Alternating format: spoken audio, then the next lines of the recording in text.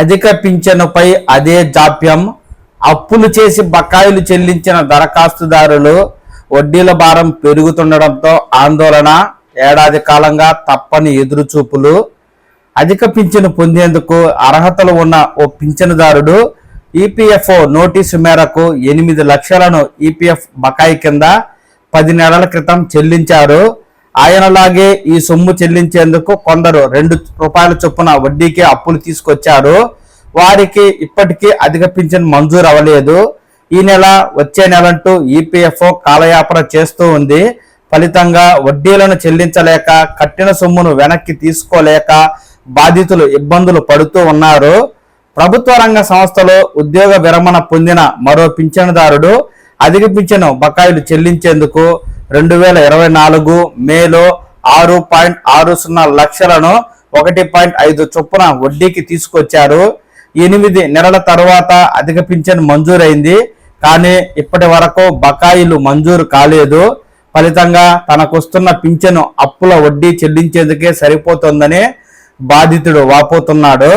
అర్హులైన పింఛనుదారులకు అధిక పింఛను మంజూరులో ఈపీఎఫ్ఓ అధికారులు తీవ్ర జాప్యం చేస్తూ అధిక పింఛనుతో శేష జీవితం కాస్త మెరుగ్గా గడపవచ్చు అన్న ఆశతో అప్పులు చేసి మరీ ఈపీఎఫ్ బకాయిలు చెల్లిస్తున్నామని, వడ్డీల భారం పెరుగుతుందే తప్ప పింఛను మంజూరు అవడం లేదని, అనారోగ్య సమస్యలతో బాధపడుతున్న, చికిత్సకు డబ్బులు లేక అవస్థలు పడుతున్నట్లు బాధితులు ఆందోళన వ్యక్తం చేస్తూ ఉన్నారు.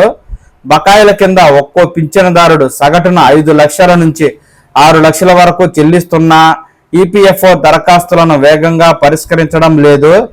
సకాలంలో పింఛను మంజూరు చేయడం లేదని, కొందరు మంజూరుకి చేసినప్పటికీ పదవీ విరమణ తేదీ నుంచి బకాయిలు చెల్లించకపోవడం గమనార్హం.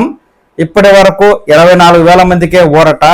అధిక పింఛను కోసం దరఖాస్తు చేసుకున్న 17,49,000 మందిలో ఈపీఎఫ్ఓ ఇప్పటి వరకు 2,19,000 మందికి మాత్రమే నోటీసులు జారీ చేసి వీరిలో 1,00,000 మంది పింఛన్దారులు బకాయిలు చెల్లించడం కూడా జరిగిపోయింది.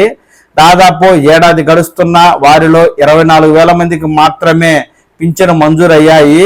ఇదే విషయమై ఆరా తీస్తుంటే దరఖాస్తులు పరిశీలనలో ఉన్నాయని చెబుతూ పింఛన్దారులను అధికారులు తిప్పించుకుంటూ ఉన్నారని, పదవీ విరమణ ప్రోత్సాహకాల్లో ఎక్కువ మొత్తం ఈపీఎఫ్ బకాయిల కోసం వెచ్చించారు.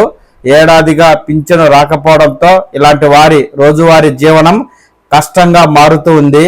అర్హులైన కొందరు ఉద్యోగులు తమ పీఎఫ్ నగదు నిల్వ నుంచి బకాయిలను మినహాయించుకోవాలంటూ ఆథరైజేషన్ ఇచ్చారు. అలాంటి వారిలో 47,000 మంది 2024-25 ఆర్థిక సంవత్సరంలో ఉద్యోగ విరమణ చేశారు.